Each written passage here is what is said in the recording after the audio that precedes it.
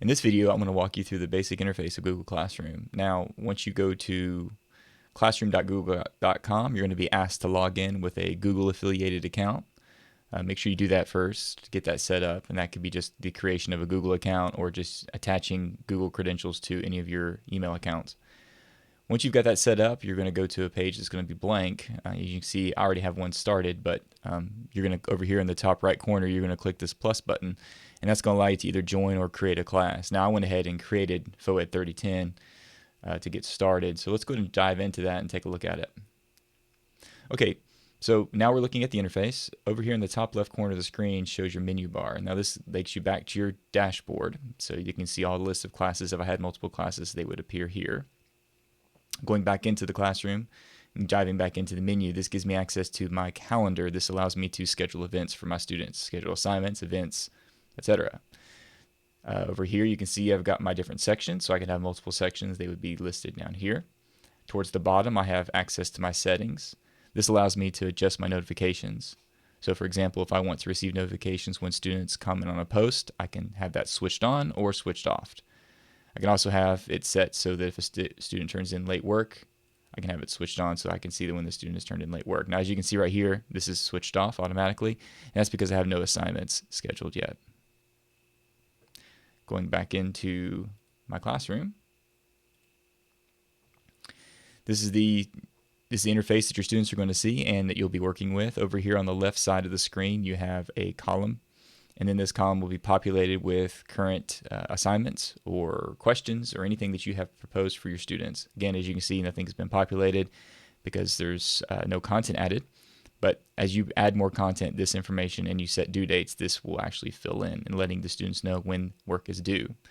Here's your topic section. In this section, think of these kind of like hashtags or tags where you can tag information or basically, in this case, using the vernacular of Google, put a topic, a bit of information. So for example, if you're wanting to topic a content, say science, and maybe photosynthesis, any activity or lesson or announcement or quiz or anything along those lines that deal with photosynthesis, you can actually add that as a topic so that students can come in later when they're preparing for the test or the exam. They can search for topics, and that will allow them to find all the information within that specific topic. Here's the stream. This is where you can show deleted items. If you want to, you can switch that on or off. This is the stream. This is what your students are going to see. This is where you're going to add your materials, and so students can edit materials or share their materials. All this information will be populated right here.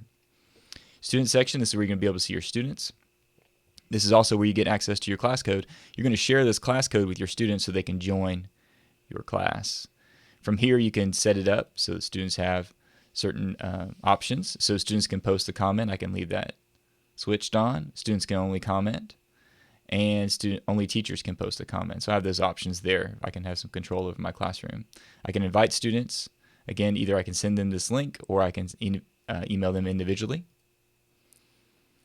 Going into the About section, this is just the About section of your Google Classroom. Here you want to make sure you have information that students are going to access throughout the year. I recommend putting in like maybe your syllabus or links or documents that you're going to be using throughout the year, because unlike the stream, which is constantly changing as new information is added, the About section is static. So anything you add here will be here throughout the semester, throughout the year, throughout the school year. So you can have access to all this information here so students can reference this if they need to.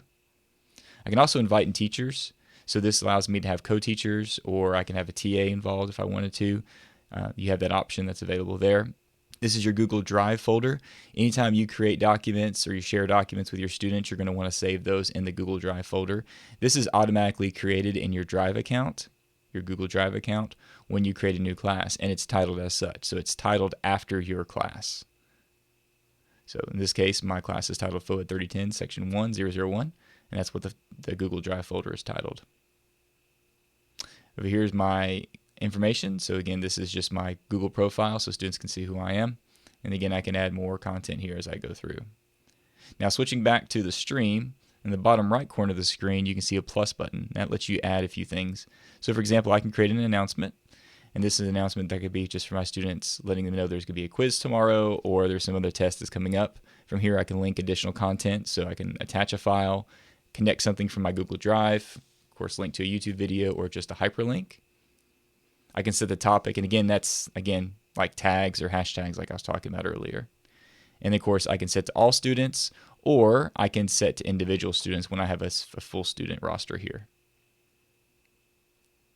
Once I've done that, I can go to post. And the neat thing is, I'm just go ahead and just type in some information here. I can actually set when I want this post to be sent. I can schedule when the post can be sent, or I can save as a draft. So scheduling is nice because if I want this to be posted, say in 2 days, I can actually set that up by going in and setting the due date or the post date. So there we go. I can set that. So it's going to be posted in 2 days, and then it'll automatically be posted at that point. Or I can post it instantly if I want to. Going back into creating an assignment, this is where your assignments are going to be housed. Again, kind of the same concept as creating an announcement. You title it. You can have additional instructions when it's due, what topic, again, all the content you want to link it to, and as well, you can set the post date. So you can schedule it when it's going to be scheduled, and again, students can access it then. And then, of course, you can assign it to the groups of students. Into creating a question, this allows you to do a formative assessment with your students. So again, same kind of concept here. This interface is very similar to all the others we've already looked at. Again, you can link information, access it here, hyperlink, connect to Google Drive, YouTube. But you have two options here. You can choose a short answer response or multiple choice. These are the only two options that you have available. And you can also set it up so students can reply to each other and students can edit their answers. Just like before, you can actually schedule this to be sent out at a specific time. So I'm going to choose multiple choice. I can choose my options, put it in there. And then when I'm ready to send it out, I can choose my date, and then I can ask it at that specific time. I can also choose to send it to the entire group of students, or I can send it to a small select group if I'd like to. This allows for differentiation. And then finally, reuse post. This allows you to go in and just reuse a previous post that you've already created. Again, this is a nice handy tool. For example, if you've got a great, fantastic post reminding students to make sure that they study for the quiz coming up this week, you can reuse the post that you've been sending out every single week, letting them know that they need to study for the upcoming quiz.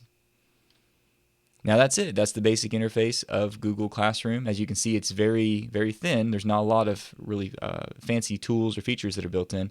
But beyond that, it's a very functional, easy to use program. And I think you're going to find a lot of schools starting to adopt this because of its tie-in with the Google Suite.